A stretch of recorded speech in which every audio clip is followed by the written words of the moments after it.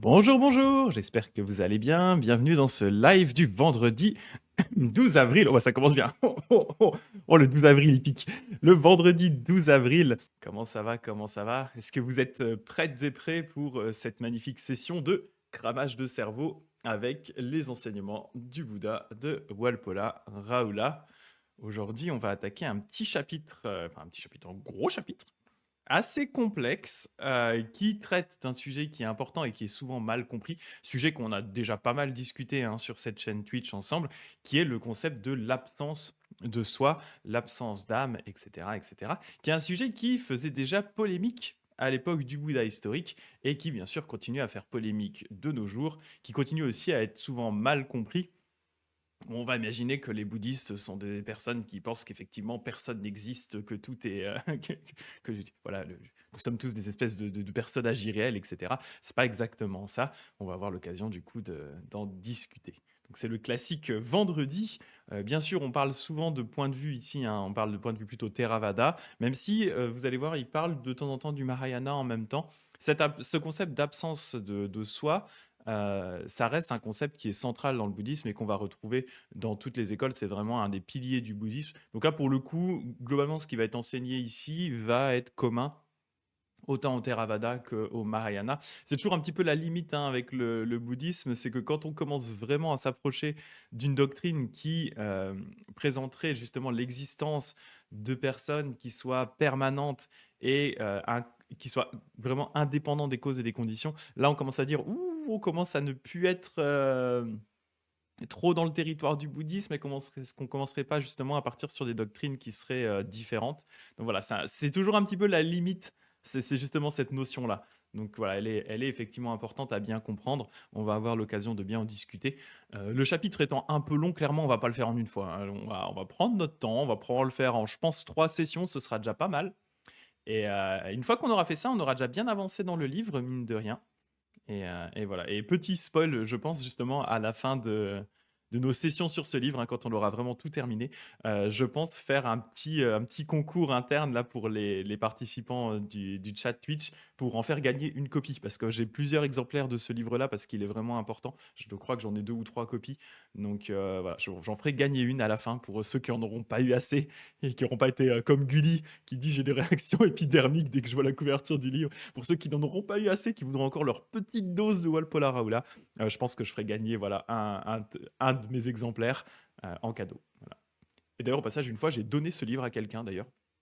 Comme j'en avais plusieurs exemplaires, comme il n'est pas très cher et qu'il est assez important, une fois j'étais en train de le lire dans le train il y a des années, je pense il y a peut-être facilement 8 ans, un truc comme ça, quand je commençais à m'intéresser au bouddhisme assez sérieusement. J'avais ce livre dans le train, avec d'autres livres que j'avais pris avec en voyage. Et il y a une fille à côté de moi qui était intéressée, qui me dit bah, c'est quoi ce bouquin? Ça a l'air intéressant et tout. Je fais ouais, franchement, il est trop bien. C'est un livre sur le bouddhisme, il est excellent et tout. Puis bah, à la fin du voyage, je fais bah, tu sais quoi, si tu veux, limite, je te le donne parce que j'en ai un autre exemplaire à la maison. Donc, voilà. Et je lui ai donné. Donc, j'ai commencé ma propagation du bouddhisme. On va tous les convertir. La conversion. Donc voilà. Donc pour ça, je ferai gagner un exemplaire de ce livre-là à la fin.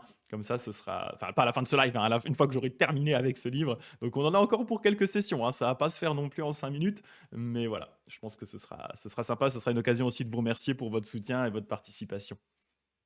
Voilà, Amandine qui dit ah, c'est trop cool. Bah, avec plaisir. Franchement, je pense que ça peut être sympathique. Et coucou Sab qui est là aussi. Alors, je vais vous partager mon écran. Comme ça, on va pouvoir regarder ça ensemble. Qui réussit à faire du prosélytisme pendant un pari tourcoing. Ouais, c'était ça. En fait, c'était un pari, pour être précis, c'était un Besançon, enfin, c'était un Franois, donc en gros, Pontarlier, l'est de la France vers la Suisse, jusqu'à Paris, jusqu'à Provins en réalité. J'allais à l'époque voir Sophie, ma femme, qui était pas encore ma femme à l'époque, qui étudiait à Provins. Et donc, je faisais aller-retour toutes les 2 semaines et j'en profitais pour lire des trucs sur le bouddhisme. C'est comme ça que j'ai lu mes premiers bouquins. Je lisais beaucoup dans le train. Et voilà, et j'ai commencé le prosélytisme. J'étais pas encore moine du tout à l'époque, j'étais vraiment juste curieux au sujet du bouddhisme. Puis je me dis, allez, on va commencer la conversion. Il faut tout convertir. Alors, la doctrine du non-soi, c'est le chapitre 6, Anatta. Donc là, d'ailleurs, on a rattrapé, hein, le bouquin finalement, parce qu'on avait, après avoir vu les passages sur les 4 nobles vérités, on était revenu en arrière voir le premier chapitre. Et là, du coup, on rattrape. Donc là, on est vraiment Dans l'ordre logique du bouquin, hein, c'est là où on s'était arrêté après les 4 nobles vérités, avant notre petite excursion vers le chapitre 1 qui était plus éloigné. Eh, salut Dagdag qui vient de nous rejoindre aussi, salut salut. Alors, ce que suggèrent en général les mots âme, soi ou ego, ou pour employer le mot sanskrit Atman, parce que c'est quelque chose qui était déjà discuté dans l'Inde il y a 2500 ans. Hein. L'histoire de le concept d'âme, c'est pas nouveau, hein, c'est pas propre par exemple aux religions monothéismes ou au christianisme. C'est donc qu'il existe dans l'homme une entité permanente, éternelle et absolue, qui est une substance immuable, derrière le monde phénoménal changeant. Donc c'est ça cette notion d'âme telle qu'elle était perçue à l'époque, et telle qu'effectivement elle est aussi souvent perçue. Attendez, je vais zoomer un petit peu. Ouais, non, ça fait beaucoup. Hop. Telle qu'elle est. Ouais, c'est pas mal. Telle qu'elle est également perçue dans beaucoup de religions monothéistes, c'est cette idée que ce serait quelque chose euh, qui soit vraiment fixe, qui soit, comme il le dit ici, hein, une substance qui soit immuable derrière le monde phénoménal, quelque chose qui soit éternel, quelque chose qui soit permanent, en fait, quelque chose qu'on ne peut pas briser. Un peu comme s'il y avait une différence, du coup, entre notre apparence physique, notre corps physique sur Terre, qui lui est sujet à l'impermanence, qui est sujet à la vieillesse, à la décrépitude, à la mort, à la maladie, etc., etc. Donc qui subit un peu les affres de ce monde difficile, et que en arrière-plan de ça, il y aurait quelque chose qui soit permanent, qui soit immuable, qui soit du coup cette âme qui, pour les religions monothéistes, du coup renaîtrait dans une forme de paradis pour l'éternité. Et pour les hindous de l'époque, les brahmanes, ce serait du coup cette espèce de substance immuable qui transmigrerait de corps en corps dans le cycle des naissances et des morts. Donc avec ce concept de réincarnation, où ce serait vraiment cette espèce de noyau dur qui, lui, voilà, passe d'un corps à l'autre. Donc le bouddhisme va rejeter cette idée-là. Donc ça va être assez intéressant parce qu'effectivement, c'est quand même une approche qui est assez rare, on va dire, dans l'histoire des religions. Donc d'après d'autres, alors voilà, c'est ce qu'il nous dit. Hein. D'après certaines religions, chaque individu a une telle âme séparée, donc séparée du corps, hein, qui est créée par Dieu et qui finalement, après la mort, vit éternellement dans l'enfer ou le ciel. Donc ça, c'est l'approche, on va dire, plus chrétienne, par exemple. Sa destinée dépendant de son créateur, et du coup des actions qu'on aurait faites. D'après d'autres, elle traverse beaucoup de vies jusqu'à ce qu'elle soit purifiée complètement et s'unisse finalement à Dieu ou Brahman, l'âme universelle, ou Atman, dont elle émane originellement. Cette âme ou soi dans l'homme est ce qui pense les pensées, ce qui ressent les sensations, ce qui reçoit les récompenses et punitions pour toutes les actions, bonnes ou mauvaises. Une telle conception est appelée l'idée de soi. Donc l'idée d'un soi qui soit permanent, qui soit immuable et qui soit du coup indépendant des causes et des conditions. Une sorte de noyau dur dans le corps. Donc il continue en expliquant que le bouddhisme se dresse unique dans l'histoire de la pensée humaine. Alors là, il le dit unique. En vrai, j'ai pas le niveau de connaissance suffisant pour dire que c'est vraiment la seule religion à avoir dit ça. Mais bon, Walpola, il aime bien mousser un peu le bouddhisme aussi. Hein. C'est son boulot. Il fait le prosélytisme lui aussi. Donc il se dresserait unique dans l'histoire de la pensée humaine en niant l'existence d'une telle âme, d'un soi ou de l'Atman. Selon l'enseignement du Bouddha, l'idée du soi est une croyance qui est fausse et imaginaire, qui ne correspond en rien dans la réalité, et elle est la cause des pensées dangereuses de moi et de mien, des désirs égoïstes et insatiables, de l'attachement, de la haine et de la malveillance, des concepts d'orgueil, d'égoïsme et autres souillures, impuretés et problèmes. Elle est la source de tous les troubles du monde, depuis les conflits personnels jusqu'aux guerres entre nations. En bref, on peut faire remonter à cette vue fausse tout ce qui est mal dans le monde. C'est un point qu'on a déjà pas mal discuté, hein, cette idée du coup de... Effectivement, c'est un des gros points du bouddhisme, c'est de dire que nos souffrances, en fait, viennent principalement de notre attachement à nous, à notre attachement, enfin, non seulement à nous en tant que personne qui serait immuable, personne qui soit indépendante des causes et conditions, en disant, voilà, par exemple, moi, en tant que Greg, j'ai un noyau dur de Greg qui est inchangeable, et du coup, on s'attache à cette idée d'un grec qui soit inchangeable, et du coup, on n'aime pas que les conditions autour de nous nous transforment, nous fassent changer, nous fassent vieillir, etc., etc. Et en fait, cet attachement au côté immuable des choses, on va aussi l'étendre à tous les éléments qui sont autour de nous. Une grosse partie de notre souffrance va venir du fait que, eh bien, on pense que par exemple les gens autour de nous sont des gens qui vont être toujours là pour nous, qui sont permanents, alors qu'effectivement, malheureusement, les proches eux aussi vont subir l'impermanence des choses, mais également aussi les objets autour de nous. Moi, par exemple, j'aime beaucoup ce livre, et puis je vais peut-être me dire, oh là là, ce livre, il est trop cool. J'aimerais qu'il résiste pour l'éternité. Alors, ce qui est cool avec les livres, c'est que souvent, ils peuvent tenir des siècles s'ils brûlent pas, ou qu'ils sont pas pris dans une inondation, de l'humidité et tout. Mais au bout d'un moment, ces livres même vont finir par disparaître. Et donc, effectivement, on va s'attacher, voilà, par exemple, on va s'attacher à notre maison, à notre voiture, du coup, cette croyance, en fait, que toutes les choses autour de nous sont permanentes, alors qu'en fait, à n'importe quel moment, elles peuvent disparaître. Dagda qui dit il y a les Jains qui sont athées également. Oui, et d'ailleurs les Jains c'est intéressant parce qu'en fait c'est donc pour ceux qui connaissent pas, les Jains c'est une autre philosophie ou religion de l'Inde de l'époque et en fait dont la création est contemporaine à celle du bouddhisme justement. Donc c'est deux approches et deux sages qui sont vraiment arrivés, enfin a priori d'après l'historien, en même temps. Donc ça c'est assez fou d'ailleurs et qui existe du coup toujours de nos jours 2500 ans plus tard. Donc, c'est assez incroyable quoi. Donc effectivement, une grosse partie de notre souffrance vient de cet attachement à nous en tant qu'être.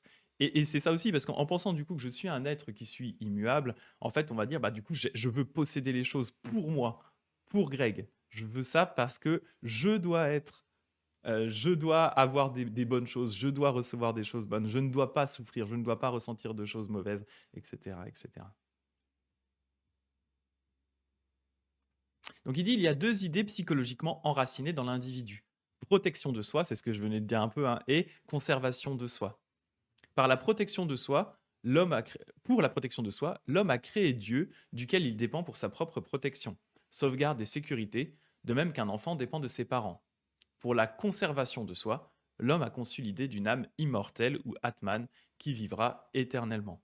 Dans son ignorance, sa faiblesse, sa crainte et son désir, l'homme a besoin de ces deux choses pour se rassurer et se consoler. C'est pourquoi il s'y cramponne avec fanatisme et acharnement. Donc là, Walpola, il est un peu critique des religions monothéistes en disant, voilà, les gens se créent des dieux pour justement se donner l'illusion d'une protection, etc. À nouveau, ça c'est pour moi un des travers quand même assez forts de Walpola Raoula, c'est qu'il a pourtant, enfin, je dis, hein, ce livre est très bien, etc. Mais une des critiques que moi j'ai tendance quand même à lui faire, c'est sa vision peut-être un peu trop intellectuelle du bouddhisme et d'une certaine façon sa volonté de considérer les formes de bouddhisme plus, on pourrait considérer peut-être plus pieuses, plus dévotionnelles, etc., comme étant soit des sortes de sous-formes de bouddhisme, soit carrément des corruptions du bouddhisme originel. Donc il a quand même cette vision qui est très, très 20e siècle, de se dire oui, mais du coup, le bouddhisme, c'est une philosophie, c'est intellectuel. Clairement, nous, on ne s'en remet pas à des dieux pour avoir un sentiment de protection, etc. Alors qu'en réalité, très clairement, dans l'histoire du bouddhisme, ça a été fait. Et je veux dire, le concept de bodhisattva et des bouddhas autour de nous, c'est aussi ça, hein. C'est une façon de se rassurer, une façon d'avoir une vision du monde dans laquelle on se sent moins seul, etc. Et donc, par le fait de dire qu'il n'y aurait pas ça dans le bouddhisme, d'une certaine façon, je trouve qu'il trahit un petit peu toute l'histoire du bouddhisme qui va à l'encontre de ce qu'il dit là, en fait. Bien sûr, ce sentiment de protection, c'est un sentiment qui est commun à l'ensemble des gens, et les bouddhismes n'en sont pas non plus... enfin, ils l'ont forcément en eux aussi, voilà. Donc, ça c'est toujours une petite critique que j'ai avec Walpola Raoula là-dessus. Il a cette vision-là qui est très européenne, très occidentale, 20e siècle, à nier vraiment le côté plus, effectivement, plus dévotionnel, plus folklorique, plus vie de tous les jours des gens. Et donc, là, par contre, où il insiste, et là où il a raison, hein, c'est cette idée, du coup, pour la conservation de soi, l'homme a conçu l'idée d'une âme immortelle, où là, effectivement, bien sûr, dans le bouddhisme, on va dire clairement, ça, on va rejeter cette idée d'une âme immortelle. On va rejeter de toute façon toute notion qui soit considérée comme quelque chose de permanent. Parce qu'on va dire, effectivement, tout se transforme, tout change. L'enseignement du Bouddha n'entretient pas cette ignorance, cette faiblesse, cette crainte et ce désir, mais tend à rendre l'homme éclairé en les supprimant, en les détruisant et en les arrachant à la racine même. Selon le bouddhisme, les idées de Dieu et d'âme sont fausses et vides. Bien que profondément développées comme théorie, elles sont néanmoins des projections mentales subtiles, enrobées dans une phraséologie philosophique et métaphysique compliquée. Ces idées sont si profondément enracinées dans l'homme, elles lui sont si proches et si chères, qu'il n'aime pas entendre et ne veut pas comprendre un enseignement quelconque qui leur serait contraire.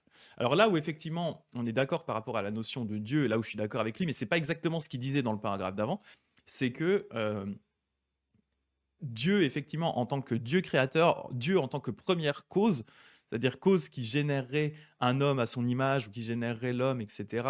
Ou par exemple Dieu duquel serait issue une âme humaine, un élément de l'homme, etc. Ça, effectivement, le bouddhisme va rejeter cette idée-là. Il va rejeter l'idée d'un Dieu créateur. Il va considérer, et on va le voir un tout petit peu plus loin quand on va parler justement d'une notion qui est importante, qui est la production conditionnée, c'est-à-dire en fait l'enchaînement de facteurs qui créent les cycles des naissances et des morts, et qui en fait est un cycle qui tourne en boucle depuis la nuit des temps. En fait, on va considérer qu'il n'y a pas de première cause. On va considérer que c'est un cycle qui tourne en boucle, et donc il n'y a pas un moment un Dieu qui arrive et qui dit je crée l'homme. Pac. Ça, effectivement, dans le bouddhisme, on ne va pas le reconnaître, et de même, on ne va pas reconnaître cette idée d'un Dieu qui euh, serait un Dieu qui juge les gens, un Dieu qui va du coup décider du destin des hommes. Tout ça, en fait, dans le bouddhisme, on va le rejeter, le destin des hommes étant en fait simplement lié à ses propres actions et aux actions de son environnement autour. Donc c'est des relations de cause à effet. On va pas vous dire il y a un Dieu qui vous juge. Si vous prenez des éléments négatifs, c'est soit la faute à pas de bol, soit parce qu'effectivement vous les avez, enfin c'est la conséquence d'actions que vous avez réalisées, d'où la notion de karma. Avec toujours, mais ça vous le connaissez, je l'ai déjà insisté dessus. Pour moi, cette notion de karma, il faut faire toujours attention à pas trop exagérer, parce qu'effectivement, bah, typiquement, si demain je tombe malade, c'est pas parce que j'ai commis des actions mauvaises ou quoi que ce soit, c'est juste parce que c'est la faute à pas de bol. Donc il y a une grosse partie des choses qu'on se prend dans la tête qui sont la faute à pas de bol, et une certaine partie, quand même importante aussi, qui est liée à ce qu'on va réaliser comme action. Est-ce que bah, par exemple, comme je prends toujours cet exemple-là, hein, si effectivement demain je m'énerve parce que j'ai eu un accident, effectivement, j'ai plus de chances que derrière, la personne en face de moi s'énerve également, que ça envenime les choses, etc. Et donc voilà. Alors qu'à l'inverse, si je réagis de façon plus calme, en expliquant, voilà, en m'excusant si c'est ma faute, etc., il y a plus de chances que ça apaise les choses. Donc ça, c'est le côté action-réaction, qui est quand même important, mais qui n'est pas que, il n'y a pas que ça. Et à nouveau, parce que si on aurait tendance à dire qu'il n'y a que ça, d'une certaine façon, on se remet à nouveau au centre du monde, en disant voilà, tout ce qui m'arrive, c'est ma faute à moi dans mes vies passées. Et donc pour moi, on retombe d'une certaine façon dans une proche d'une forme de destinée, ce qui n'est pas le cas dans le bouddhisme. Donc voilà. Je regarde Babushka qui dit le fait de rejeter la croyance en un dieu et de prôner aussi le non-soi, c'est pas un peu paradoxal finalement? Il reste quoi? Eh bien en fait, il reste un enchaînement de causes et d'effets qui changent en permanence. C'est ça qui reste en fait. L'idée d'une certaine phase, salut Christine qui vient d'arriver. En fait, c'est pour ça que on va insister, mais on va avoir l'occasion d'en discuter. Quand on parle de non-soi, en fait, ce qu'on veut dire par là, c'est qu'il n'y a pas de soi qui soit permanent et qui soit indépendant des causes et des conditions. Donc en fait, on est, en tant que personne, un ensemble, ce qu'on va appeler d'agrégats, hein, c'est ce qu'on avait discuté il y a bien longtemps dans un des anciens streams. On est un ensemble d'agrégats, c'est-à-dire bah, notamment on a donc on a des pensées, on a notre conscience, on a nos organes sensoriels qui ont permis de capter le monde. Mais en fait, tous ces éléments-là, ce sont des éléments qui sont changeants en permanence. Donc en fait, on est une espèce d'amas de choses, d'amas de sensations, d'amas, et sachant que dans le bouddhisme, le mental est considéré comme un sens qui est un sens spécifique, c'est-à-dire au même titre que la vue ou l'ouïe, la perception mentale ou le mental est un sens dans le bouddhisme. Donc il n'y a pas de séparation entre l'esprit et le corps déjà, donc il faut prendre l'ensemble au sens très large, esprit et corps en même temps. Ces éléments-là sont en permanence changement. En permanent changement. Donc par exemple, je prends toujours cet exemple-là, hein, moi à l'instant T, maintenant, et moi, il y a quelques minutes avant de commencer ce stream, je ne suis pas exactement la même personne. Bien entendu, il y a une continuité, on n'est pas entièrement différent, mais on ne peut pas dire que je suis exactement la même personne.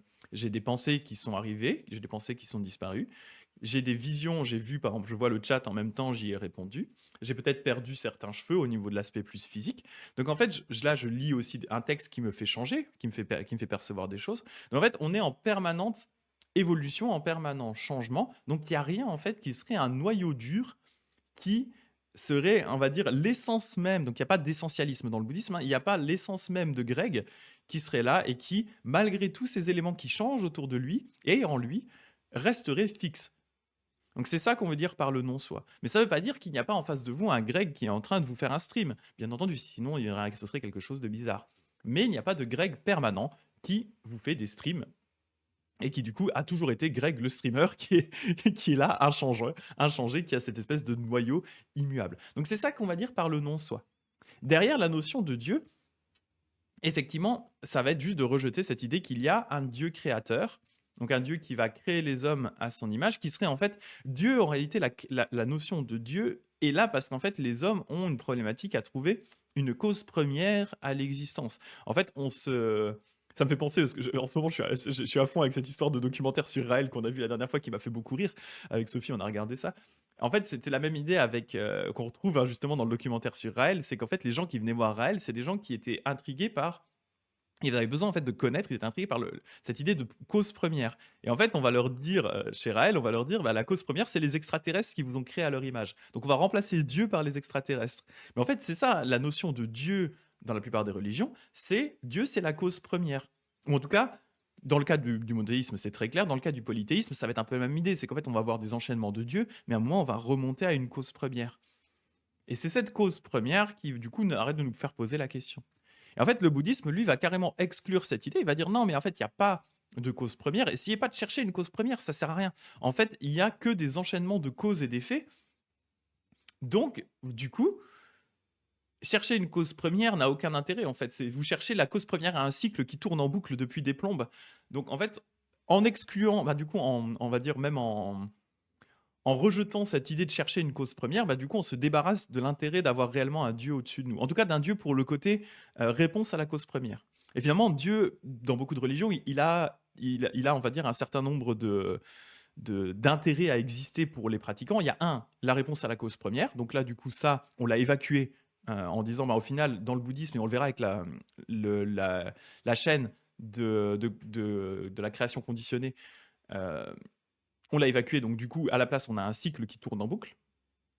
La deuxième chose pour laquelle Dieu a souvent un intérêt, c'est le fait du jugement, c'est-à-dire qu'on va, via Dieu, mettre en haut de nous une sorte de juge éthique qui va être là pour nous dire ce que tu as fait c'est bien, ce que tu as fait c'est mal. Puisque tu as fait le bien, tu vas dans tel endroit. Puisque tu as fait le mal, tu vas faire dans tel endroit. En fait, ce Dieu a pour intérêt principal de répondre à une frustration qu'ont la plupart des gens, qui est pourquoi est-ce qu'il arrive des mauvaises choses aux bonnes personnes et des bonnes choses aux mauvaises personnes. Et il répond aussi au besoin assez ancré chez l'être humain, qui est le besoin de vengeance, qui est de dire, moi, je vois que j'ai fait le bien, j'espère que je vais avoir des bons résultats. Derrière, les gens qui ont fait le mal, j'espère qu'ils vont souffrir pour l'éternité parce que c'est des connards. Et du coup, Dieu a cette deuxième fonction qui est la fonction de jugement. Et ça, dans le bouddhisme, pareil, on va l'évacuer en disant, non, c'est pas un Dieu qui vous juge. En fait, c'est simplement la notion la plus simple du monde, qui est la notion de cause et d'effet. Il y a des causes et des effets partout, des causes et des effets partout autour de vous. Il n'y a pas que vous d'ailleurs qui en faites. Les gens font des actions qui vont générer des résultats. Et bah, effectivement, quand on fait des bonnes actions, on a plus de chances de se taper des bons résultats, mais pas que. Il y a des fois un côté chaotique dans le monde qui fait qu'il y a plein d'autres gens qui agissent autour de nous et qui vont faire des trucs pas cool. Mais c'est juste de la simple relation de cause à effet. On n'a pas besoin d'un juge au-dessus de nous. Et derrière, bien sûr, le bouddhisme va pousser cette notion plus loin avec la notion des cycles, des naissances et des morts qui est hérité de l'hindouisme et du climat religieux de l'époque, où on va vous dire effectivement, bah, du coup, en faisant des bonnes actions, vous avez plus de chances de renaître dans des bonnes destinées. Voilà. Mais du coup, on va évacuer le besoin d'un juge par-dessus parce qu'en fait, il n'y a pas besoin de quelqu'un pour dire les actions sont bonnes, les actions sont mauvaises. C'est par défaut, les actions sont bonnes et mauvaises et génèrent des résultats. Voilà. Donc il n'y a pas besoin d'avoir un mec au-dessus qui va dire si c'est bon ou pas. Simplement, on récolte ce qu'on a semé d'un point de vue purement logique en fait. Et donc j'étais jugement, j'étais donc du coup créateur. Et la troisième notion, où là, du coup, pour moi, je suis moins d'accord avec Walpola Raoula, qui est donc ce que j'ai discuté juste avant, qui est cette idée que Dieu a aussi comme fonction la notion de protection. Où on va prier Dieu, on va prier le Dieu ou les dieux pour avoir des bonnes choses dans notre vie, pour avoir de la chance, pour que les choses se passent bien, pour être protégé, etc.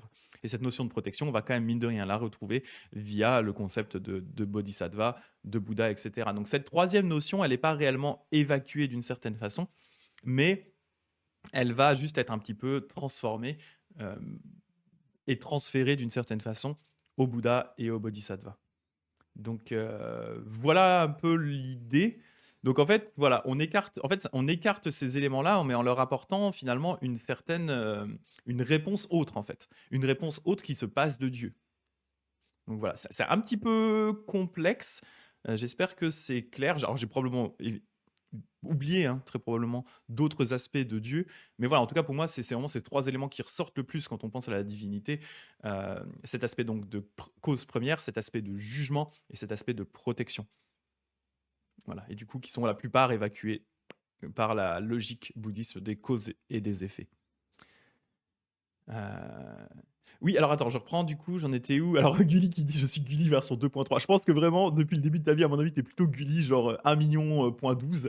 Mais ouais, c'est un peu l'idée en fait, c'est ça, c'est ça. Est-ce qu'il y a une notion de destin dans le bouddhisme? Pas vraiment du coup. Dans le sens où, euh, en fait, le destin supposerait qu'il y a une force au-dessus de toi qui va, euh, d'une certaine façon, te créer une sorte de ligne droite qui est ton destin vers laquelle tu es obligé d'aller peu importe ce qui va se passer. En fait, c'est ça le destin, hein, concrètement, hein. Le destin, c'est ça, c'est une entité au-dessus de toi qui t'a tracé une route, en tout cas qui t'a pris d'un point A et qui a déjà décidé où était le point B et qui, peu importe ce que tu vas faire, tes décisions, ce qui va t'arriver, tu vas arriver au point B. Le bouddhisme ne marche pas comme ça du tout. Le bouddhisme, de toute façon, se base uniquement sur une notion de cause et d'effet. Donc, en fait, effectivement, si tu as à chaque instant, tu récoltes les fruits de ce que tu as généré dans le passé, ce qui est assez logique. Tu récoltes les conséquences de tes actions. Tu récoltes aussi les conséquences d'actions de plein de trucs autour de toi sur lesquels tu n'as pas le contrôle, ce qui est logique aussi. Mais à chaque instant, tu as la possibilité de décider du cours de tes actions d'après. Dans la limite, bien entendu, de ton conditionnement, dans la limite de ton éducation, dans la limite de ton environnement, etc. Donc, en fait, c'est ça, c'est que tu es, c'est assez logique, hein, tu es conditionné par ce qu'il y a autour de toi, mais de l'autre, ça ne t'empêche pas de pouvoir prendre des décisions on va dire, dans la limite du cadre de ces conditions que tu as autour de toi. Donc il n'y a pas de destinée en soi. Donc... Ah, Amandine qui dit du coup il n'y a pas de début, c'est compliqué à intégrer, tout à un début. Effectivement, dans le bouddhisme, on a cette idée qu'il n'y a pas vraiment de début en fait. C'est compliqué, hein, c'est un peu bizarre, mais c'est mais c'est intéressant en fait. Après, la question qu'on va se poser, c'est d'un côté, ce qui est intéressant à discuter d'un point de vue personnel, c'est pourquoi est-ce que tu aurais envie qu'il y ait un début? Pourquoi est-ce que nous, en tant qu'être humain, on aime qu'il y ait un début? Qu'est-ce qui nous pousse à vouloir qu'il y ait un début?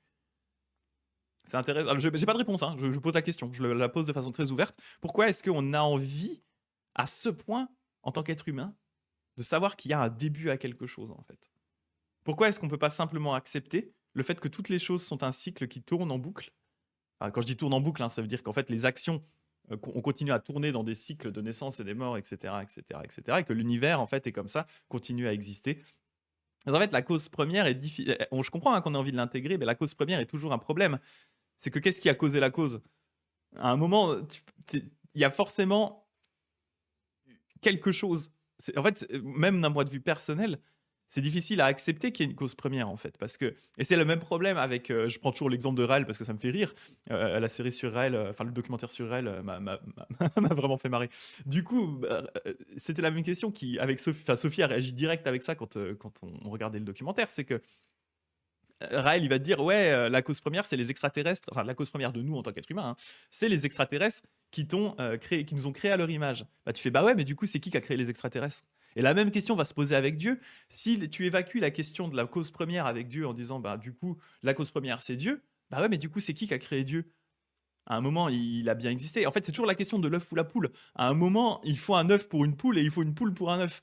Et tu as le même problème avec Dieu, c'est que Dieu n'est qu'une façon simple et un petit peu naïve d'évacuer l'idée de la cause première, en fait. Parce que, bah oui, ok, tu dis la cause première c'est Dieu, bah ok, well done. Mais c'est quoi la cause de Dieu? Dieu, il sort d'où? Comment il a été créé? Il n'est pas apparu comme ça? Ou si tu dis qu'il est apparu comme ça, c'est bizarre, il y a probablement moi, voilà, c'est pour ça que j'ai toujours eu un problème avec la notion de Dieu en tant que cause première, parce que pour moi, ça ne fait que déplacer la problématique de la cause première sur un autre être. Ça répond pas du tout à la question, en fait. Voilà, ça c'est mon petit tunnel. Alors, je regarde les autres points. Sencha qui dit je vais vous laisser, bah, salut Sencha. Ah ouais, alors Gulli, elle a entièrement raison, hein. Descartes est la némésis du bouddhisme et la notion de non-soi. Ouais, c'est ça. Le concept de je pense donc je suis. Effectivement, c'est un peu problématique du coup. Après, le bouddhisme va pas te dire, va être d'accord, hein, je pense donc je suis. Du coup, je pense donc je suis. Du coup, je pense donc je suis. Sauf qu'en fait, cette personne qui pense et qui est à chaque fois n'est pas la même de celle qui a pensé juste avant. Donc en fait, c'est une espèce de logique de Descartes, mais transformée en fait. C'est qu'à chaque instant de pensée, un nouvel être est né. Et à chaque instant de pensée, un nouvel être est né. Donc il n'est pas contre, hein, l'idée du je pense donc je suis. Mais c'est juste que je pense donc je suis une un micro-microtième de seconde. Salut à des Japonais. Ah, c'est la première fois que tu es dispo en live. Bah merci, ça fait plaisir de pouvoir t'avoir avec nous aujourd'hui. C'est quoi, t'es en congé ou en télétravail? Et en live, c'est quand même mieux parce que là, on peut discuter. En fait, c'est ça qui est intéressant avec le live, hein. C'est pour ça que quand vous pouvez être là, c'est cool. Surtout pour les sessions du vendredi parce que c'est souvent celles qui génèrent le plus de discussions. Vu que c'est l'aspect. euh, le vendredi, c'est souvent là où on aborde le côté. Et on le voit, hein, c'est le côté plus théorique, philosophique, théologique enfin, théologique, entre guillemets, du bouddhisme. Alors que c'est vrai qu'effectivement, lundi et mercredi, on est plus sur des études de sutra, où là, on va plus, pour moi, travailler sur l'aspect plus beauté dévotionnelle, euh, plus Mahayana, on va dire, du bouddhisme. Là, on est vraiment dans le mode cramage de cerveau hardcore, de la théorie qu'il y a derrière tout ça. Et c'est vrai que c'est là où on génère des discussions qui picotent, quoi. Alors, qu'est-ce qu'il dit, Gulli? Qui dit qu'on trouve souvent de quoi répondre à des embrouilles beaucoup trop tard. Je viens de trouver des années plus tard quoi répondre à mon prof de philo du lycée quand il me parlait de Sartre avec le soi et l'entre-soi. D'accord, du coup, c'est ta réponse. Je vais envoyer un paquet de mails pour expliquer la doctrine du non-soi. Ils vont me répondre, vous êtes qui? Vous êtes qui déjà? Non, mais c'est vrai que c'est intéressant, hein, cette idée de non-soi dans le bouddhisme qui est difficile à accepter. De toute façon, le thème de tout ce chapitre, hein. Donc là, on est vraiment en train d'effleurer la surface, mais ça génère déjà des discussions, quoi. Euh, du coup, Sarah, alors je continue à lire un vite fait. Euh, Voilà, c'est ça, c'est ce qu'on disait, Sarah Connell, c'est ça. C'est comme qui est arrivé le premier, l'œuf ou la poule, on veut comprendre. Ben, c'est ça. C'est ça. Et du coup, si tu dis effectivement qu'entre guillemets, l'œuf c'est Dieu et nous on est la poule, ben d'accord. Déjà d'un côté, on peut se poser la question qui a créé l'un? Est-ce que Dieu nous a créé ou est-ce que nous on a créé Dieu? Moi en réalité, je suis plutôt team 2. Nous on a tendance à créer les dieux pour nous rassurer. C'est un peu en mode Terry Pratchett pour ceux qui ont la ref. Mais par contre, c'est-à-dire qu'en fait, les dieux dépendent de leurs fidèles pour leur pouvoir, en fait. C'est-à-dire que plus on croit en eux, plus ils sont puissants. C'est assez intéressant, c'est un peu la thèse de Terry Pratchett.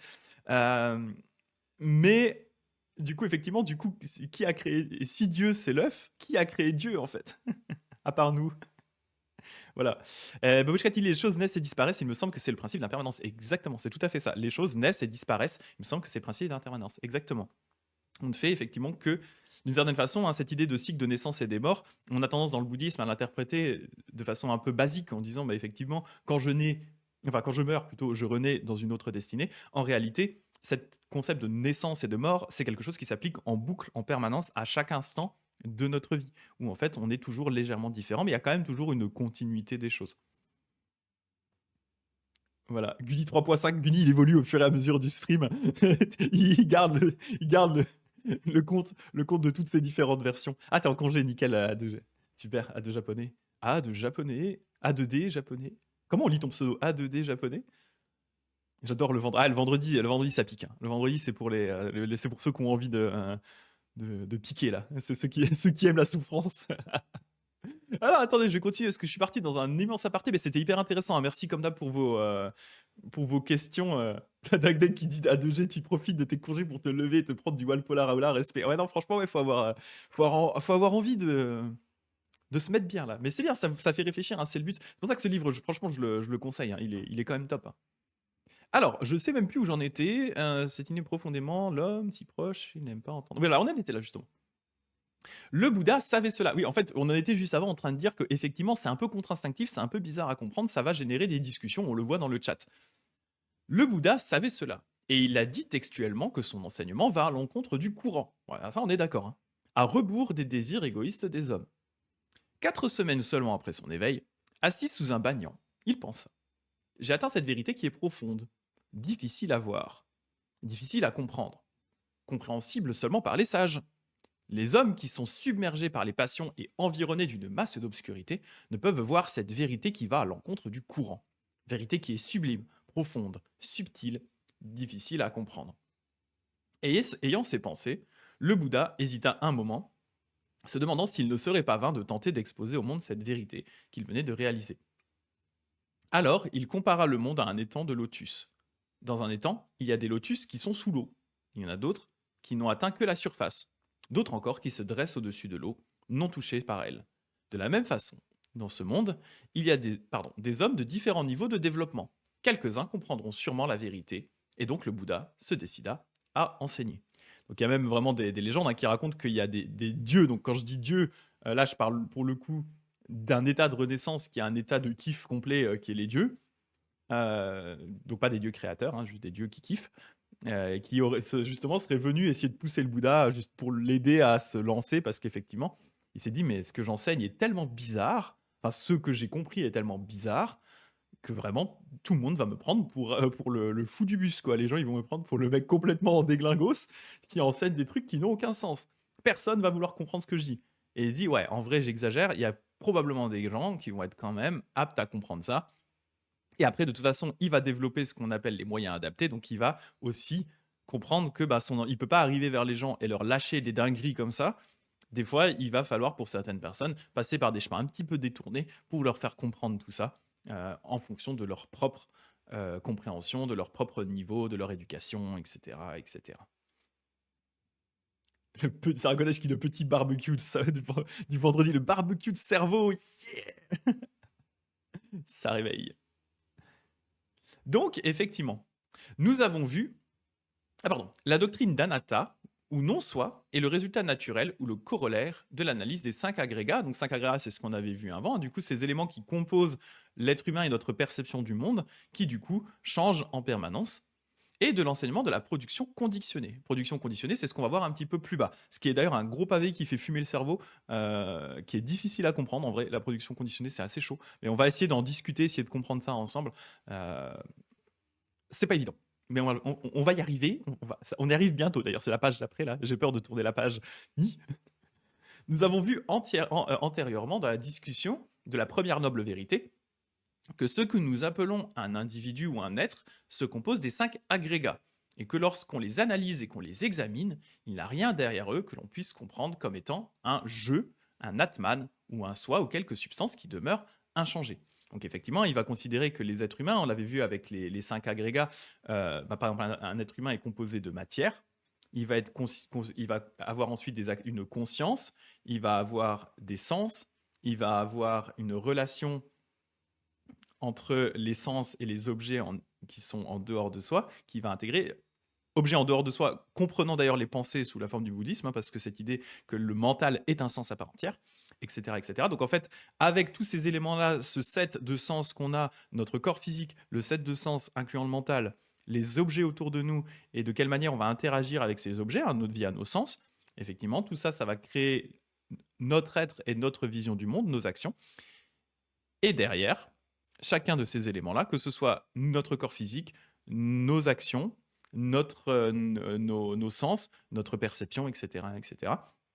Tous ces éléments-là changent en permanence. Si par exemple, à l'instant T, j'ai mes yeux qui entrent en contact avec le chat, alors va générer dans mon cerveau la lecture du chat, mon esprit va générer une pensée, mais tout ça en fait va disparaître aussi vite qu'il est apparu. Peut-être que là, d'un instant, je vais entendre mon chat miauler, hop, soudainement, c'est mon oreille qui va s'activer, je vais regarder vers le chat, je vais voir le chat qui gueule, je vais me dire, faut que je ferme la porte, hop, et je vais changer, et je vais changer, et je vais changer, et je vais changer. Et donc tous ces éléments-là, tous ces sens qui nous composent, ne font que s'activer, se désactiver en fonction des stimuli qu'il y a dans notre environnement. Sachant qu'il n'y a rien du coup derrière de fixe qui maintient tout ça. Ceci, alors pardon, je reviens là, hop là. J'en étais où? Ceci est la méthode analytique. Oui. Le même résultat est atteint par la doctrine de la production conditionnée. Alors ça, c'est l'autre truc, qui est la méthode synthétique, et d'après laquelle rien dans le monde n'est absolu, toute chose étant conditionnée, relative et interdépendante. Telle est la théorie bouddhiste de la relativité. Avant d'aborder la question d'anatta proprement dit, donc l'absence de soi, l'absence d'âme, il est utile d'avoir une idée brève de la production conditionnée. Le principe de cette doctrine est donné par une petite formule en 4 lignes. Alors la petite formule, ça va. C'est après que ça devient galère. La petite formule, elle dit, quand ceci est, cela est. En gros, quand ceci, si par exemple... alors, il faut que je trouve des exemples après. Quand ceci est, cela est. Ceci, le deuxième est plus simple. Ceci apparaissant, cela apparaît. Quand ceci n'est pas, cela n'est pas. Ceci cessant, cela cesse. Donc en fait, c'est ces quatre éléments. Quand quelque chose, si par exemple quelque chose A existe, quelque chose B existe en même temps. Donc par exemple là, on pourrait prendre l'exemple en tant qu'être humain. Hein. Par exemple, puisque j'ai un corps, alors j'ai des mains, par exemple, j'ai des doigts. Ou j'ai un œil, par exemple. Cela apparaissant, cela apparaît. Donc par exemple, quand mon œil rentre en contact avec le chat, alors apparaît ma conscience mentale du fait que je lis un chat, alors apparaît ma lecture du chat. Ah, c'est action-réaction, exactement. Ouais. Quand ceci n'est pas, cela n'est pas. Donc par exemple, alors je ne sais pas, trouver un exemple. Quand cela n'est pas, quand ils disent, par exemple, quand A n'est pas, B n'est pas. Hein, qu'est-ce qui pourrait être comme exemple concret par exemple, si mon ordinateur n'est pas allumé, je n'ai pas de chat. Voilà, bah, c'est logique. Ceci cessant, cela cesse. Bah, par exemple, si effectivement je ferme les yeux, je n'ai plus de vision, alors cesse ma vision, ma lecture du chat. Donc voilà, quand ceci est, cela apparaissant, cela apparaît. Quand ceci n'est pas, cela n'est pas, cela cessant, cela cesse. Donc voilà, c'est des actions, réactions. Alors, pour Sarah Cottage qui dit que c'est un problème de maths, il nous le met une forme plus moderne qui est quand A est, B est. A apparaissant, B apparaît. Quand A n'est pas, B n'est pas. A disparaissant, B disparaît. Donc voilà, c'est un petit quatuor d'action-réaction hein, ou de non-action, non-réaction. Et donc, sur ce principe de conditionnalité relative, interdépendance, sur ce principe de conditionnalité, relativité, interdépendance, l'existence tout entière, la continuité de la vie et sa cessation sont expliquées dans une formule détaillée, qui est du coup la production conditionnée, et je ne vous ferai pas l'insulte de lire ce mot en sanskrit, et donc qui va consister en 12 facteurs. Déjà, si on revient sur la petite formule, hein, effectivement, c'est assez logique. On se doute qu'effectivement, dans les relations de cause à effet, d'action-réaction, hein, comme l'a dit Babouchka, c'est assez juste, hein, c'est ça, c'est que, effectivement, certaines choses apparaissent parce qu'on a réalisé une certaine chose, certaines choses existent parce que d'autres choses existent, certaines choses disparaissent parce que certaines choses ont disparu, certaines choses sont, ou ne sont pas parce que certaines choses ne sont pas. Donc c'est toujours action-réaction. A qui agit sur B, mais en fait, ce A qui agit sur B est lui-même agit sur quelque chose, etc., etc. Donc voilà, c'est une notion d'action-réaction. Oh, j'ai ma petite lampe qui vient de s'éteindre. Tant pis. Il est devenu tout sombre d'un coup. Et donc, ça va donner lieu à le moment que je redoute en particulier, qui est l'explication de la production conditionnée. Pourquoi est-ce que je redoute? C'est parce que ça pique.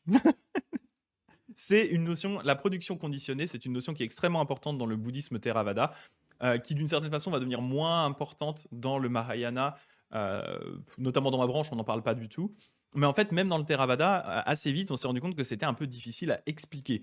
Et il va y avoir du coup des visions un petit peu différentes de ce que réellement veut dire cette production conditionnée en 12 facteurs. En fait, cette production conditionnée, il faut imaginer, donc là on a 12 facteurs, mais en réalité ces 12 facteurs, ils vont se relier les uns aux autres. Donc c'est comme une sorte de boucle infinie. Cette boucle, en fait, elle a en premier lien l'ignorance. Donc on va vous dire, en fait, chaque élément de cette boucle va conditionner celui d'après. On va vous dire, je vais déjà vous lire une fois et ensuite je vais essayer de vous l'expliquer, et là on va rigoler. Alors, en 1, par l'ignorance, on parle de l'ignorance. L'ignorance sont conditionnées les actions volitionnelles ou les formations karmiques. C'est-à-dire par notre ignorance, on va générer des actions qui vont en fait nous projeter dans le futur. Par exemple, on va vouloir obtenir des choses, on va vouloir éviter les choses qui ne nous plaisent pas, etc., etc. Donc en fait, par notre ignorance, et c'est parce qu'en fait, on va croire que ces éléments-là qu'on veut obtenir, ce sont des éléments qui sont permanents, qui vont nous apporter un bonheur permanent, qui vont nous rendre plus heureux, etc. Donc en fait, on va essayer de s'accrocher à ces choses. Donc on va générer des actions volitionnelles ou formations karmiques. Par les actions volitionnelles est conditionnée la conscience. Par la conscience sont conditionnés les phénomènes mentaux et physiques. Je vous le lis en entier une fois, hein. Après on discute. Par les phénomènes mentaux et physiques sont conditionnés les 6 facultés, c'est-à-dire les 6 organes des sens physiques et l'esprit qui est considéré comme un 6e sens. Par les 6 facultés est conditionné le contact sensoriel et mental. Par le contact est conditionné la sensation. Par la sensation est conditionné le désir, la soif. Par le désir, la soif est conditionné la saisie. Par la saisie, conditionné le processus du devenir. Par le processus du devenir est conditionné la naissance. Par la naissance sont conditionnés la décrépitude, la mort, les lamentations, la peine, etc., etc. Et donc ensuite, on retombe sur l'ignorance. Donc c'est bizarrement complexe. C'est un peu difficile à comprendre. Je vais vous donner plusieurs interprétations. En fait, dans les écoles Theravada, il y a eu 2 interprétations de cette chaîne de production conditionnée. Une première interprétation, c'est celle que je vous ai mis ici avec les petites couleurs hein, qui ne sont pas de base dans le livre, qui est de considérer que les 2 premiers éléments appartiennent, donc si on prend notre vie présente comme étant le présent, hein, les 2 premiers éléments appartiennent à la vie précédente. Les éléments en rouge ici appartiennent à notre vie actuelle. Les éléments en jaune, à partir du 11e, donc les 11e et 12e maillons, appartiennent à notre vie future. Donc c'est une façon de comprendre les choses. Donc on va pouvoir déjà discuter celle-là. L'autre façon de comprendre les choses, c'est de dire que en fait, ces 12 éléments-là apparaissent en boucle dans notre vie et ne font que tourner. C'est un peu plus difficile à expliquer. Alors, des fois, on nous dit que pour comprendre la condition, cette justement production conditionnée, une technique qui est plus simple, c'est de les prendre à l'envers, c'est-à-dire de partir de la fin en remontant et en expliquant les différents liens. Donc, je vais essayer de faire ça. On va voir si ça a du sens. Franchement, même les commentateurs bouddhistes, ils se prennent la tête avec ça parce que c'est assez difficile. C'est vraiment pas la partie la plus simple. Après, pour moi, elle est pas, enfin, elle est importante dans le Theravada. Pour le Mahayana, oui, bon, ouais, ça a un peu passé à la trappe tout ça. Mais écoutez, c'est là, ça existe, donc on va en discuter, on va essayer. Donc, on va partir de la fin et on va remonter. Qu'est-ce qui va générer dans notre prochaine vie? Alors, je vais partir avec l'idée de 3 vies, parce que je trouve que c'est un peu plus facile à expliquer. Donc, on part en mode Zelda, on a 3 vies. La décrépitude, la mort, les lamentations, la peine. Donc, qu'est-ce qui est à l'origine de notre souffrance? Eh bien, l'origine de notre souffrance, c'est déjà qu'on est, on est né. Si on ne renaît pas, effectivement, si on ne continue pas dans le cycle des naissances et des morts, alors pas de souffrance. C'est un peu la logique du bouddhisme, hein, l'idée de sortir du cycle des naissances et des morts. Donc, quelle est l'origine du coup de cette souffrance? C'est la naissance. Donc là, la naissance dans notre, on va dire dans une vie future. Qu'est-ce qui a généré notre naissance dans une vie future? Eh bien, c'est justement le fait de se projeter dans l'avenir, c'est-à-dire de continuer à essayer de pourchasser des choses, des désirs, des envies qu'on a, essayer de continuer notre existence avec notre attachement à un moi permanent en disant je veux continuer à projeter ce Greg, ce noyau de Greg permanent, je veux le projeter dans le futur. Je veux avoir une nouvelle maison. Je veux avoir plus d'exemplaires de ce livre de Walpola Raoula pour que je puisse les partager. Je veux éviter de le faire tomber par terre. Je veux propager le bouddhisme. Je veux. Donc tout ça, c'est le devenir. Par quoi est conditionné ce devenir? C'est la saisie. C'est cette idée d'avoir envie d'attraper les choses. Je veux avoir une nouvelle maison. Je veux attraper cette chose-là. La saisie elle-même va être conditionnée par le désir. Pourquoi est-ce que je veux absolument obtenir ça? C'est parce que j'en ai envie. J'ai envie de choses que je perçois comme étant bonnes pour moi. Des choses que je vais percevoir comme étant permanentes, qui vont m'apporter. Je me dis, voilà, si j'ai cette nouvelle maison, je serai heureux toute ma vie. Si j'ai plus d'exemplaires de Walpola Raoula, mon cerveau va exploser, mais probablement je serai aussi heureux. Donc le désir, lui, il va être conditionné par la sensation. Pourquoi est-ce que je veux quelque chose? C'est parce que je ressens du plaisir quand je vais essayer d'avoir ces choses-là. Pourquoi est-ce que je veux une nouvelle voiture? Parce que voilà, quand je suis installé dans ma nouvelle voiture, je sais que je vais être bien, je vais avoir les sièges chauffants en hiver, je vais me mettre au câble, la petite caméra de recul et tout trop bien. Ça, c'est la sensation agréable, désagréable ou neutre. Donc là, on cherche des sensations agréables. Par quoi sont conditionnées ces sensations agréables? Eh bien, par le contact.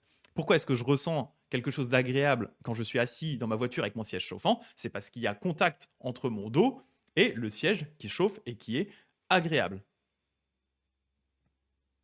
Par quoi il va être, par quoi va être conditionné ce contact? Eh bien, par les 6 facultés. Pour qu'il y ait contact avec quelque chose, eh bien, il faut que j'ai des organes des sens qui soient capables d'avoir le contact. Il faut notamment que si je veux avoir le siège chauffant, il faut que j'ai le sens du toucher qui fait en sorte que mon dos ressent le fait qu'il y a une chaleur. Par quoi vont être conditionnées ces 6 facultés? Eh bien, pour qu'il y ait ces 6 facultés et une action, il va falloir qu'elles aient un objet. Et typiquement, il faut qu'il y ait un siège chauffant derrière moi pour que je puisse ressentir la chaleur. Par quoi vont être conditionnés ces objets physiques et mentaux? Eh bien, il faut un moment qu'on ait une conscience qui réagisse au fait. Alors là, la conscience, elle a été comprise de 2 façons. Ça, pareil, c'est une discussion qu'il y a dans le Theravada. Est-ce qu'on le considère comme étant une conscience, c'est-à-dire le fait qu'il y ait un être qui perçoive des choses, ou est-ce qu'on considère ça vraiment comme étant la conscience au sens des agrégats? La conscience au sens des agrégats, ce qu'on avait vu il y a longtemps, c'est cette idée que la conscience en tant qu'agrégat, c'est, par exemple, si mes yeux rentrent en contact avec, ou par exemple mon dos rentre en contact avec le siège chauffant, avant qu'il y ait une réaction, c'est-à-dire avant que 1, je détecte que ça chauffe, 2, je détecte que c'est agréable, 3, je détecte que c'est un siège chauffant, il y a d'abord une pure conscience qui est la conscience d'avoir quelque chose qui touche mon dos, en fait. C'est-à-dire, c'est vraiment je ressens, il y a quelque chose, mais sans savoir encore ce que c'est. Donc c'est la première étape, c'est sans savoir exactement ce que c'est, ni si c'est agréable, ni si c'est désagréable. C'est vraiment juste le simple contact entre les deux et le fait que je réagisse au fait qu'il y ait un contact. Mais l'autre façon de comprendre, ça a été de dire que on parle ici en fait d'une conscience en tant que le fait qu'il y ait quand même un être qui, même s'il n'est pas permanent, un être qui va réagir à ce qui se passe. Donc si on le prend en tant qu'être qui va réagir à ce qui se passe, effectivement, pour qu'il y ait des phénomènes mentaux et physiques avec lesquels on peut interagir, eh bien, il faut qu'il y ait quelqu'un, malgré tout, qui soit là, même s'il est impermanent et conditionné, il faut quand même qu'il y ait quelqu'un qui soit là. Et cette personne qui soit là, comment est-ce qu'elle est là? Et là, on passe à la vie d'avant. Elle est là parce qu'à un moment, elle est issue d'une renaissance qui a eu lieu par les actions qu'on a réalisées. Donc en fait, en se projetant via les actions volitionnelles, le karma, on va du coup créer une nouvelle renaissance. Et ces actions-là, elles viennent de l'ignorance. C'est extrêmement compliqué. Enfin, en tout cas, pour moi, c'est toujours assez compliqué à comprendre. Je regarde un petit peu ce que vous dites. Ah, Moichido onegaishimasu. J'ai lu dans un bouquin, faut que je retrouve lequel, que les 12 maillots de la coproduction conditionnée, ce que dit Dagdeg, hein, serait une synthèse de 2 systèmes, ce qui explique le côté pas toujours clair du contexte. Ah, ce serait logique, ce serait un bon point, parce qu'en vrai, c'est vraiment compliqué et pour moi, peu instinctif. Alors, j'ai pas la rêve de Gulli qui dit la réincarnation infinie comme source de souffrance. Ça me rappelle beaucoup la fin de Danganronpa 3 pour les deux du fond qui ont joué au jeu. C'est bien parce que ça m'aide à mieux comprendre les aspects d'œuvres japonaises que j'avais pas su interpréter la première fois. Effectivement, ouais. Mais moi, c'est pour ça que je trouve ça intéressant parce que ça permet quand même de comprendre des choses. Après, euh, ça reste vraiment, voilà, production conditionnée, ça reste quand même un petit peu difficile, difficile à comprendre en vrai, hein. J'essaye de voir si on pourrait, essayer de comprendre ça d'une façon un petit. En fait, il y a des passages qui sont assez faciles à comprendre. En fait, dans l'ensemble, cette partie-là, elle est assez facile à comprendre d'une certaine façon. Elle est pas si difficile à comprendre. C'est les autres qui sont un petit peu plus difficiles à comprendre. Donc je vais essayer un truc. Alors je fais du live, hein. On va voir si c'est compréhensible. En essayant de pousser jusqu'au bout l'idée du siège chauffant. Parce que je suis parti sur l'idée du siège chauffant dans la bagnole. Donc est-ce que voir si on arrive à comprendre cette logique avec le siège chauffant? Par l'ignorance sont conditionnées les actions volitionnelles ou formations karmiques. On va partir d'une ignorance qui est, pour moi, en tant qu'être humain, je me dis que le siège chauffant doit être là pour toujours. Vraiment, je suis attaché à mon siège chauffant. Je me dis que j'aimerais passer ma vie entière dans un siège chauffant. Donc, par cette ignorance qui est, je me dis que le siège chauffant, c'est vraiment la vie. En fait, limite, je préférerais passer tout le cycle des naissances et des morts assis sur un siège chauffant.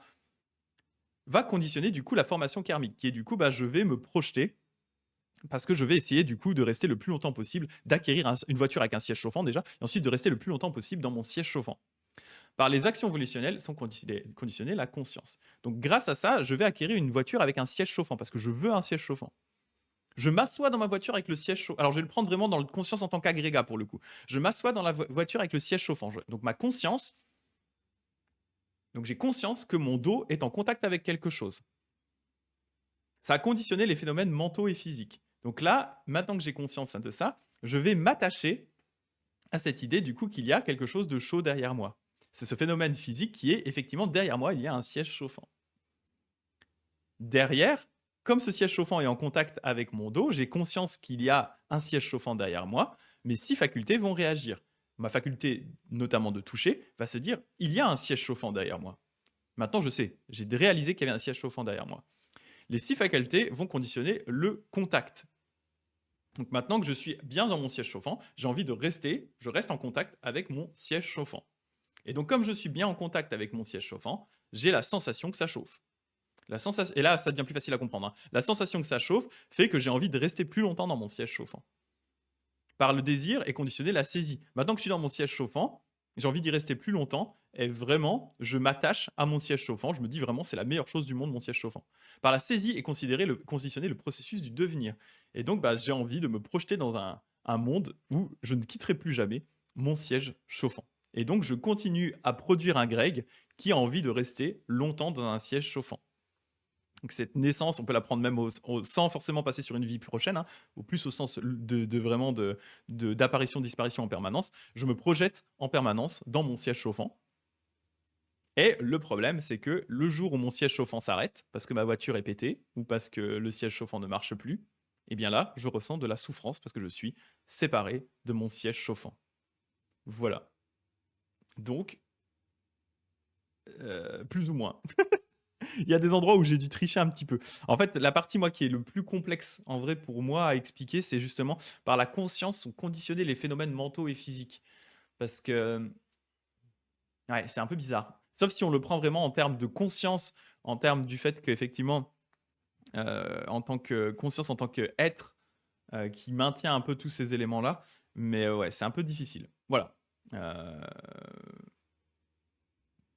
Alors, siège chauffant, c'est une métaphore des lives du vendredi. Bah ouais, c'est ça, hein. En fait, ça aurait pu prendre le cerveau qui chauffe, hein, du coup, comme métaphore, mais effectivement. Ouais, de Sarkozy, j'ai bien compris la zone rouge, mais la bleue, ouais, c'est la bleue est un peu difficile. La bleue, en fait, faut vraiment imaginer, si on le prend dans l'histoire de 3 vies successives, c'est un espèce de raccourci de la zone rouge et verte, en fait, en disant, par notre ignorance, par le fait que voilà, on est attaché à notre permanence, on ne voit pas les choses telles qu'elles sont, on va avoir tendance du coup à se projeter dans le futur, on va tendance à générer des actions karmiques qui, elles, vont avoir une réaction qui va nous projeter à nouveau plus loin dans le futur. Un peu compliqué.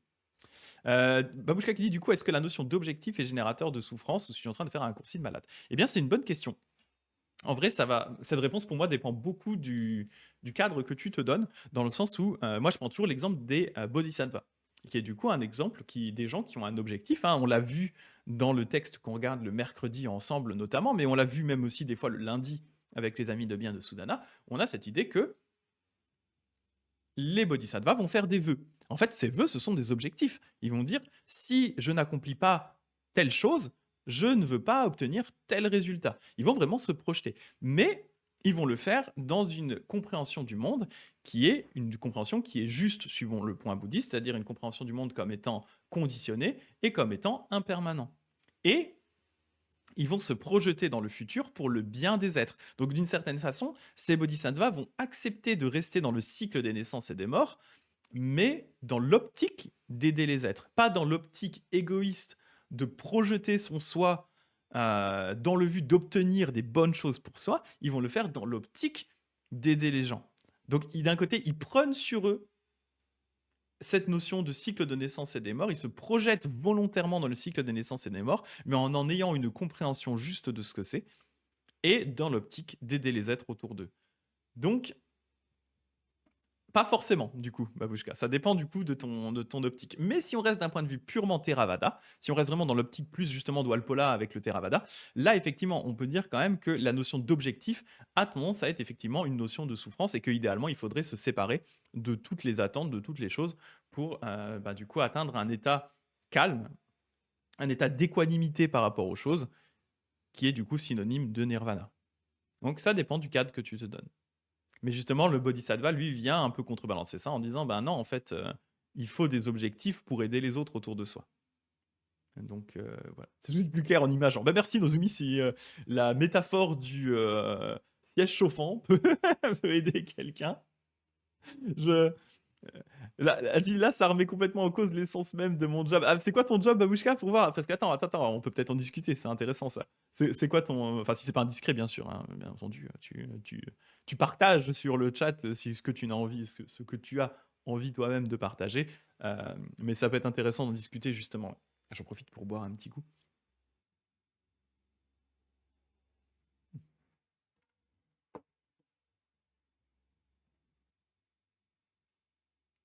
Travail social, bah voilà, bah du coup, travail social, c'est l'exemple typique de, pour moi, justement, une action plus de bodhisattva. C'est-à-dire que tu vas aider les gens, via tes actions, à se libérer de leur souffrance.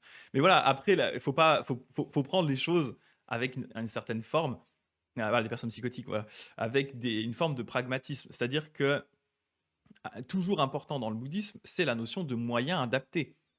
C'est-à-dire que cette notion, et le Bouddha l'a dit lui-même, on le voyait dans l'exemple juste avant, cette notion de non-soi, cette notion de détachement, etc., c'est une notion que le Bouddha va considérer lui-même comme étant relativement, voire très très avancée. Et donc, il va pas forcément l'enseigner tel quel à toutes les personnes. Et il y a des personnes qui ne sont pas prêtes à entendre ce genre de choses, et ça pourrait leur faire plus de mal que de bien que de leur enseigner quelque chose comme ça. Donc à ce type de personnes, il vaut mieux leur enseigner justement des objectifs qui sont simples, des objectifs qui sont bons, des objectifs qui leur permettent d'atteindre, voilà, des objectifs adaptés à leur pathologie, c'est-à-dire par ton travail, les aider à devenir des personnes meilleures dans le cadre habituel d'un être humain, c'est déjà les emmener vers quelque chose de meilleur. Donc tu vas adapter toi-même tes enseignements, ta pratique professionnelle, hein, du coup, à l'état des gens. Tu peux pas arriver vers les gens en leur disant, oh, au fait, vous êtes psychotique, mais en fait, vous n'avez pas de vous. Vous savez que vous n'avez pas de vous. Vous n'existez pas. Il faut dire, non, tu peux pas, faut pas faire ça. Faut pas faire ce genre de truc. Mais, eh bien, déjà, en leur enseignant comment devenir des personnes, voilà, le Sadagden qui dit le carnage, mais voilà, en leur enseignant comment être des personnes meilleures, en leur enseignant à être peut-être plus compatissants avec les autres et avec elles-mêmes, gérer leurs problématiques, leurs problèmes. Alors, je sais pas exactement quel type de problèmes mentaux ils peuvent avoir, mais je veux dire, voilà, en prenant les médicaments adaptés, en prenant justement, en travaillant sur eux, etc., en leur aidant à devenir, les aidant à devenir des personnes meilleures, tu améliores le monde autour de toi. Parce qu'en fait, ces actions karmiques, elles peuvent être bonnes aussi. Et, euh, et justement, dans le bouddhisme, on a eu beaucoup, beaucoup de cas où ben, ce que faisaient les personnes laïques, contrairement aux moines, hein, dans le Theravada, je parle du coup du Theravada, hein, je mets un peu de côté le Mahayana parce qu'on est dans le Theravada plutôt là maintenant, cette idée que la plupart des laïcs justement, il générait ce qu'on appelait des mérites, des bons mérites, en aidant les moines, mais aussi en étant justement simplement des personnes meilleures, en étant moins agressifs avec leurs voisins, en évitant je sais pas, d'aller tromper leur mari ou leur femme, enfin, en essayant voilà, d'agir d'une façon meilleure, dans l'optique de renaître chez les dieux, par exemple, ou dans une destinée meilleure, ou en tant que personne avec un meilleur cadre. Alors là, ça rentre dans un côté plus folklorique, mais vous voyez, ils n'étaient pas forcément, le laïc lambda bouddhiste n'était pas forcément en train de pratiquer dans l'optique de se libérer directement du cycle des naissances et des morts. Euh... Je suis pas sûr qu'un schizophrène ne comprenne pas mieux que moi le non-soi. Oui, mais en fait, c'est est-ce qu'il a besoin d'entendre ça maintenant, en fait? C'est ça la question. C'est est-ce que ça va, dans le cadre de ton travail par rapport à lui, est-ce que c'est ça qu'il a besoin d'entendre? Tu vois, c'est ça la nuance en fait. C'est ça qui est important. C'est ça qui est important de comprendre. La notion effectivement de non-soi, et il faut aussi toujours bien l'expliquer en fait.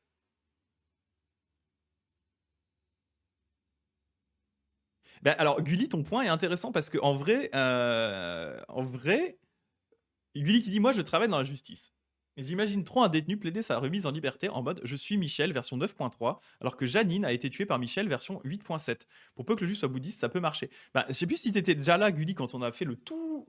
Pas le tout premier live, mais le deuxième. D'ailleurs, si tu veux regarder à l'occasion, ça peut t'intéresser si t'es dans la justice. Je l'ai mis sur YouTube.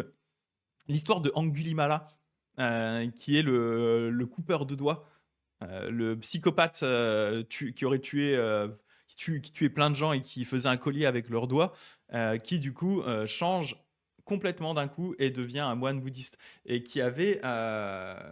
Oui, Anguli, voilà, Guli, Anguli, voilà. Anguli, voilà. Et du coup, en fait, c'était une bonne question, ça a généré des discussions, qui étaient de dire, ben...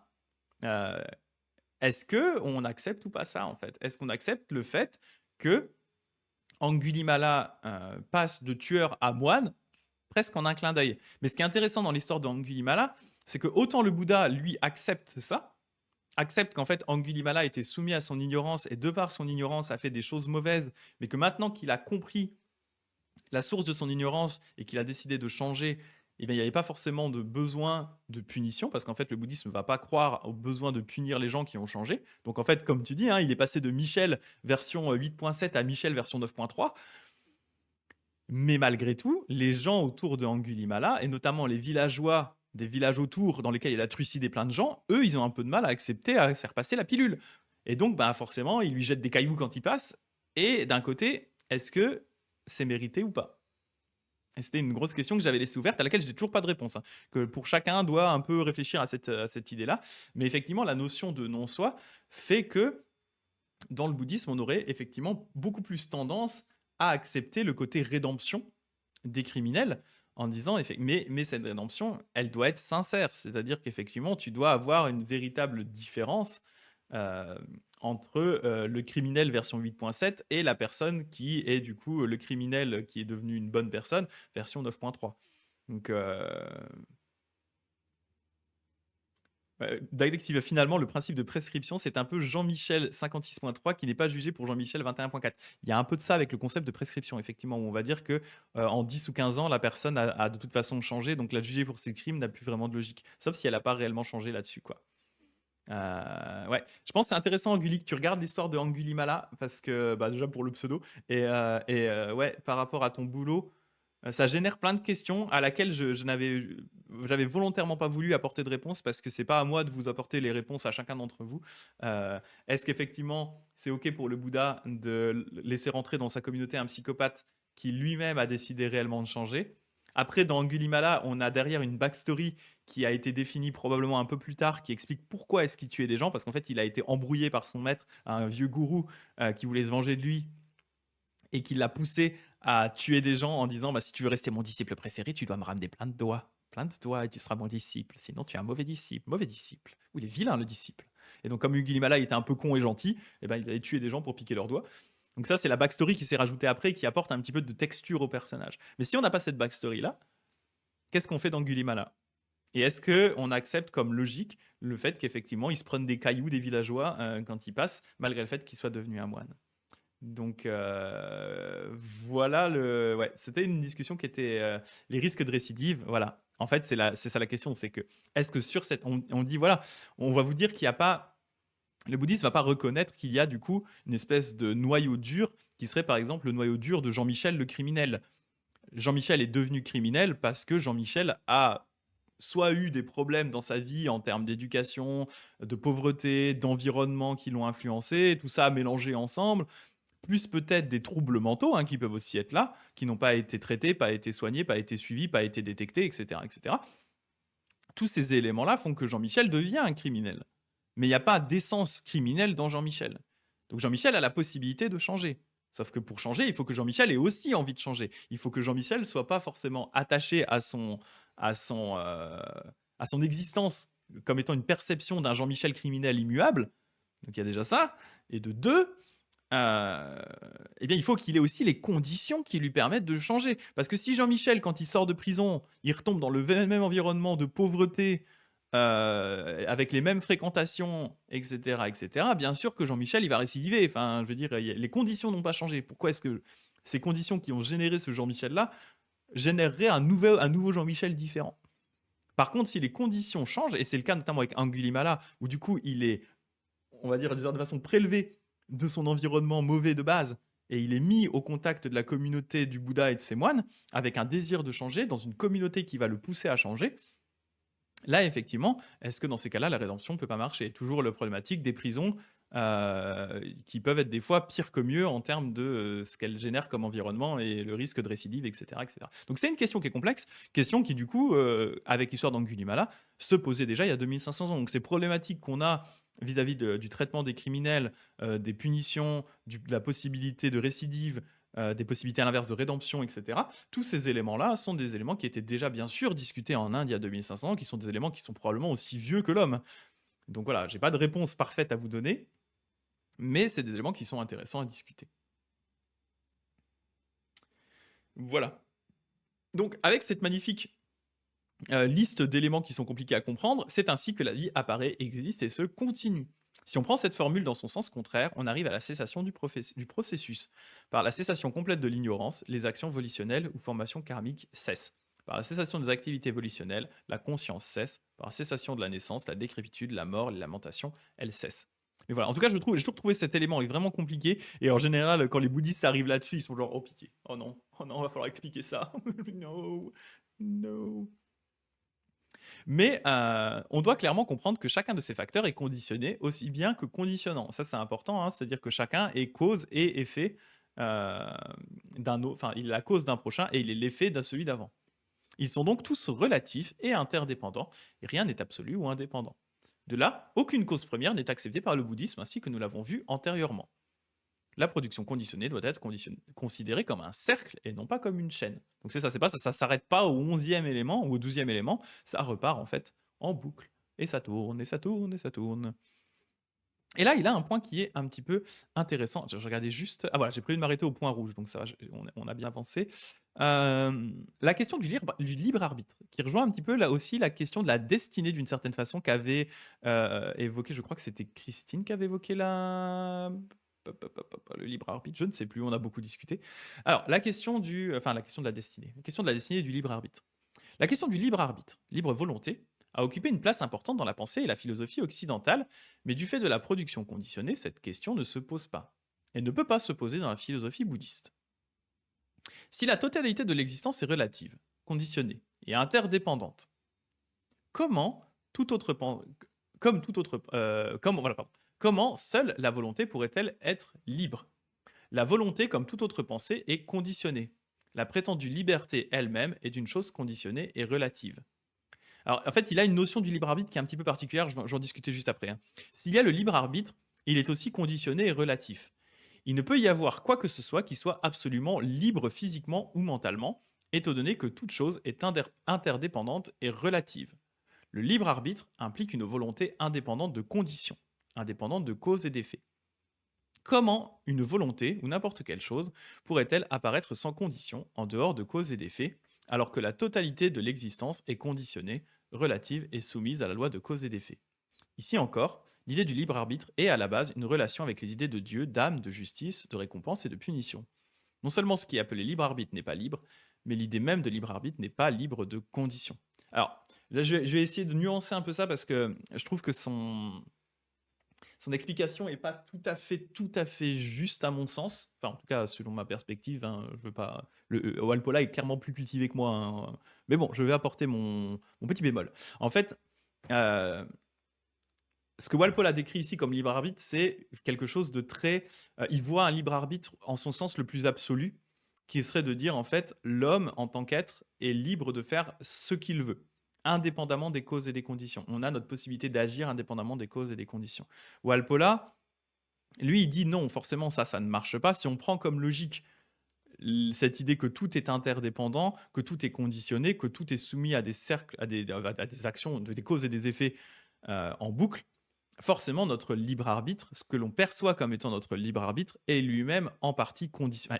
Alors là, lui, il dit conditionné, en partie, il dit conditionné par justement tout ce qu'il y a autour de nous. Il va être conditionné par notre environnement, par notre éducation, par les conditions dans lesquelles est notre corps le jour même, hein, si on est malade ou pas malade, si on a appris une bonne ou une mauvaise nouvelle, voilà vraiment notre éducation. En fait, il y a un côté très structurel là-dedans, hein, en disant, ben, effectivement, pour Walpola, on n'a pas le libre arbitre au sens absolu ne peut pas être compris dans le bouddhisme parce que tout est conditionné.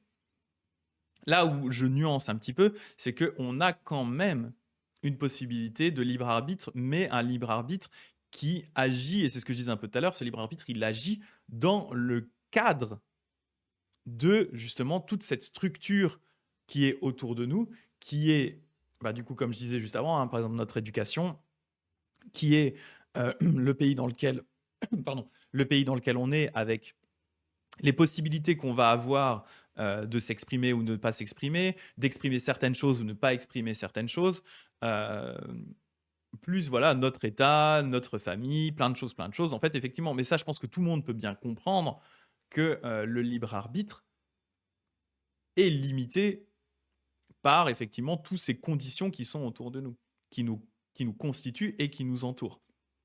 Mais pour moi, ça ne veut pas dire que on n'a pas de libre arbitre. C'est pour ça que je trouve son passage là-dessus est pas très clair parce qu'on aurait l'impression qu'il nie entièrement le libre arbitre. Non, ce qu'il nie, c'est une notion absolue du libre arbitre qui ferait qu'on serait capable de prendre des décisions et d'agir indépendamment des causes et des conditions. Ce qui, sous un point de vue bouddhiste, ne peut pas marcher vu que tout est soumis à des cercles de causes et d'effets, de conditions.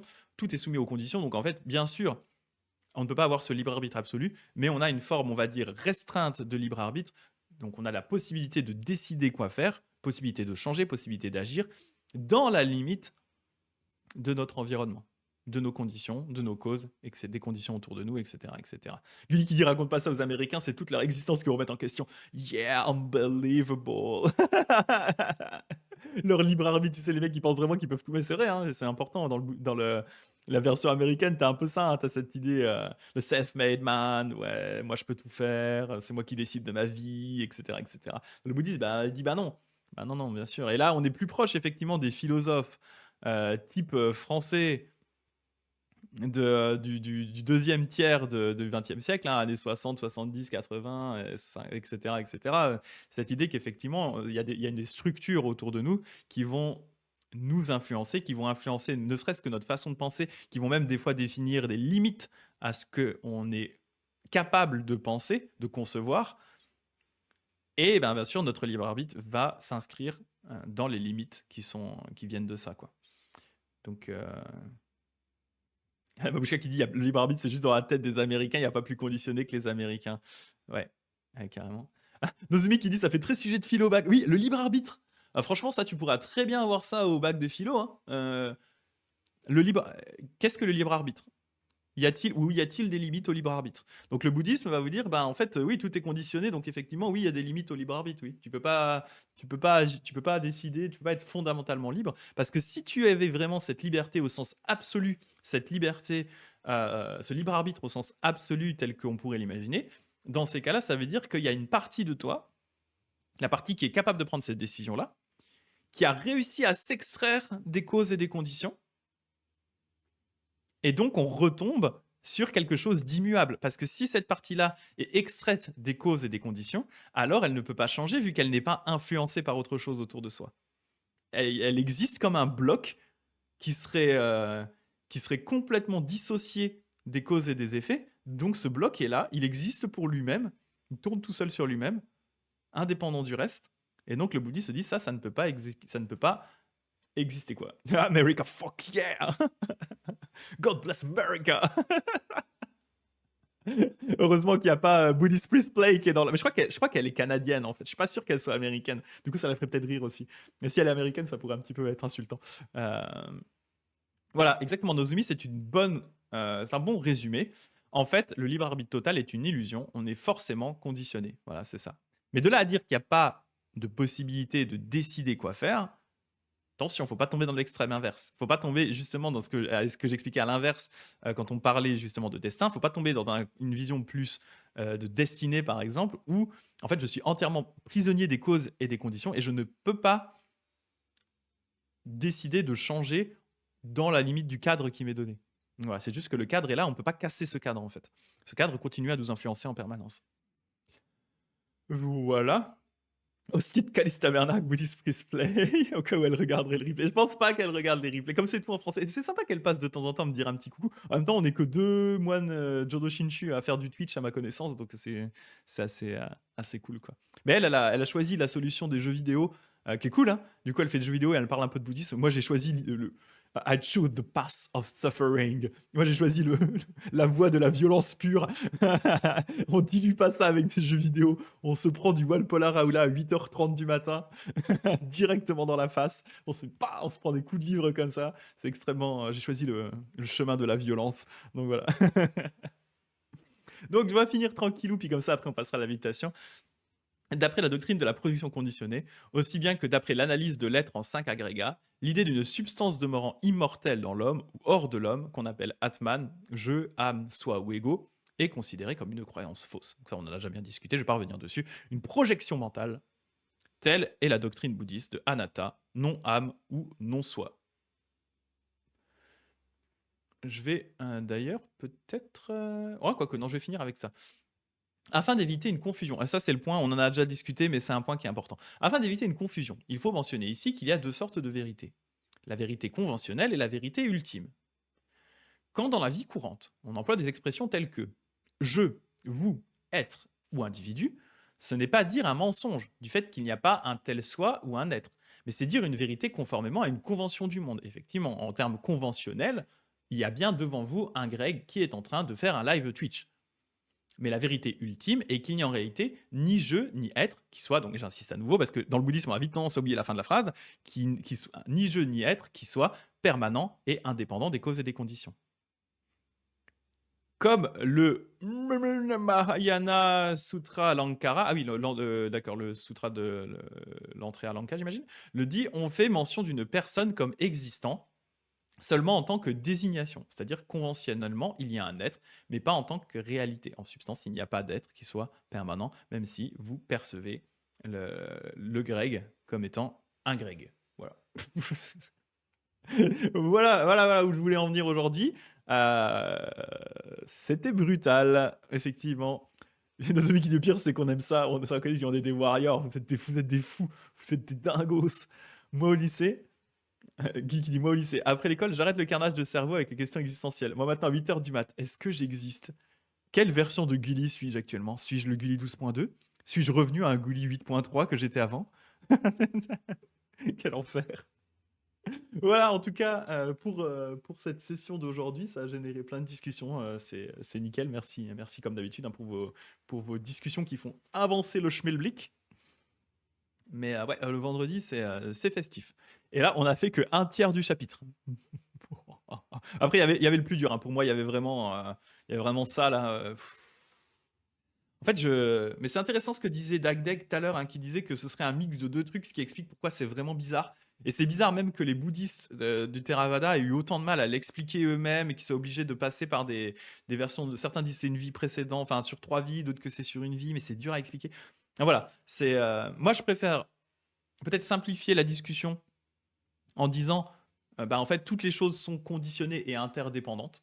Donc, en fait, la moindre de mes actions a agi sur d'autres choses. Moi-même, je suis agi dessus.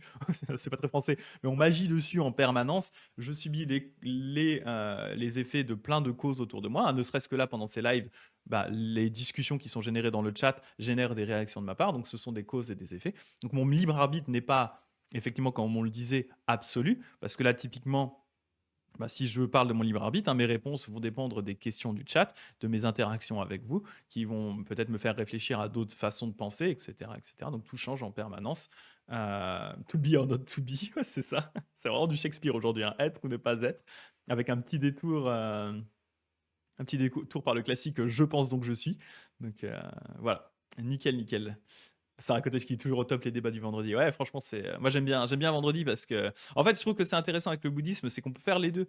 C'est-à-dire qu'on peut vraiment se faire du cramage de cerveau philosophique comme on fait le vendredi en mode Walpola Raoula, et après partir sur des conceptions beaucoup plus dévotionnelles, beaucoup plus dans la poésie, la beauté, les images, etc., comme on peut le faire par exemple le lundi, et après un mix un peu des deux avec le mercredi. Donc voilà, j'aime bien ces différents aspects du bouddhisme qui pour moi ne sont pas à exclure, ne sont pas à séparer forcément exclusifs les uns des autres en fait, hein. Ce sont différentes versions du bouddhisme qui se nourrissent les unes les autres, et en fait, voilà, ça donne une vision un peu plus large du truc et qui peuvent aussi vous dire, bah voilà, dans euh, quels aspects vous avez le plus envie de creuser ou pas en fait, quoi. Alors, je regarde juste un peu les derniers commentaires, puis après on pourra tranquillou finir par la méditation. Euh, Ah ouais, A2D japonais qui dit je ne sais pas si c'était le meilleur jour pour participer au live, comme je n'ai pas pris le temps de lui donner les replays, j'ai du mal à raccrocher wagon. Ouais, bah faut dire que là on est vraiment dans des discussions qui sont chaudes aussi, hein. C'est pas ce sera mieux la semaine prochaine. Ouais, je pense. Après voilà, tu peux essayer alors on en a déjà fait pas mal, hein, des lives sur Walpola Raoula, donc tu peux tranquillou les regarder au fur et à mesure. Mais oui, c'est pas les lives qui sont les plus faciles d'entrer. C'est sûr que par exemple le lundi quand on regarde les amis de bien de Sudana, c'est beaucoup plus doux. On voit les amis de bien, tranquillou, on apprend des belles choses. Ce sont des enseignements qui sont euh, peut-être des fois un peu plus dans l'émotionnel, qui nous donnent envie, voilà, de pratiquer des belles choses. Là, on est dans la philosophie, genre la bonne grosse philosophie là, hein. C'est voilà, mais c'est ces deux branches, enfin ces deux branches du bouddhisme, ces deux visions du bouddhisme qui sont aussi intéressantes en fait, quoi. Euh, Alors, je regarde juste. Genre, si j'écris tarte au quetch dans le chat, ça va avoir des conséquences sur ton libre arbitre et tes simulés. Exactement, on va tous avoir envie de manger une bonne tarte au quetch en mode lorrain. Et effectivement, ouais, ça va donner faim. Euh, Ouais, ouais, effectivement, Dagdeg a un bon point, hein, qui dit faut pas oublier l'importance de la pratique. Des fois seulement la théorie c'est trop brutal. Exactement.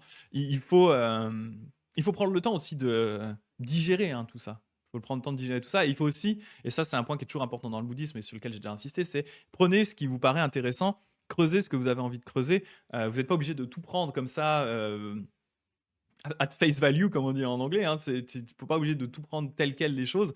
Tu peux faire le tri, revenir plus tard sur des notions qui t'ont paru compliquées, euh, pas forcément t'attarder trop sur des notions qui te paraissent pas forcément très logiques ou intéressantes. Genre typiquement moi avec cette production conditionnée, voilà, ok, oui, c'est intéressant, mais c'est vraiment, je trouve, bordélique. Bon, bah, je vais pas forcément trop m'y attacher plus que ça, m'y attarder. J'ai d'autres éléments du bouddhisme qui est très très vaste, sur lesquels j'ai plus envie de creuser, notamment des belles choses liées au bodhisattva. Bah, je vais plutôt creuser ça dessus parce que ça me parle plus, en fait. Ça me parle plus. Euh, voilà. Alors, Nozumi, tu conseilles de suivre des streams dans quel ordre? J'en ai loupé aussi. Eh bien, en fait, j'ai envie de dire, ça va dépendre un peu des arcs sur lesquels on est et de ce que tu as envie de creuser. Bah, typiquement, Walpola Raoula, euh, ça peut être intéressant de reprendre les anciens lives parce qu'on a discuté de pas mal de choses. Tu peux éventuellement skipper toute la partie, le premier chapitre qu'on n'a pas fait en premier, justement parce qu'on est des fous. Euh, Ce qui peut être intéressant pour le Walpola Raoula, c'est les lives sur les quatre nobles vérités qui sont en replay sur YouTube. Ceux-là sont intéressants à bien comprendre et ils te permettront de mieux comprendre ce qu'on est en train de discuter là. La partie plus un où on discutait du doute et de la foi, c'est intéressant, mais c'est pas forcément nécessaire pour cette discussion qu'on a en ce moment. Après, les streams du lundi, c'est vraiment un peu du freestyle. Vous avez pas, ils sont complètement décousus. En fait, on part du même sutra, mais vu qu'à chaque fois, on va étudier des amis de bien de Sunana, donc en fait des sortes de maîtres spirituels qui vont lui enseigner des choses. En fait, vous n'êtes pas obligé de les suivre en ordre chronologique, parce que moi-même, je les suis pas dans l'ordre du bouquin. Donc en fait, c'est vraiment si vous avez envie de les suivre parce que l'ami de bien vous plaît, le thème va l'air de vous intéresser, allez-y, mais c'est pas une obligation. Donc voilà, lundi, en gros, c'est freestyle, donc t'es pas obligé de mater tous les replays du tout. Vendredi, donc je disais, regardez ceux sur les quatre nobles vérités, ça peut être pas mal.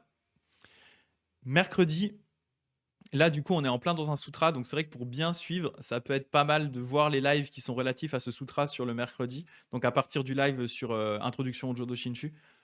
Après, en vrai, moi, je résume un peu à chaque fois, donc c'est pas grave si tu suis pas les lives, tu peux même débarquer comme ça. Je fais un topo au début pour expliquer où est-ce qu'on en est, qu'est-ce qui se passe. Donc voilà, je pense qu'il reste accessible quand même. Donc voilà. Mais c'est sûr que voilà, comme on fait 3 lives sur le bouddhisme à chaque fois, c'est costaud quoi.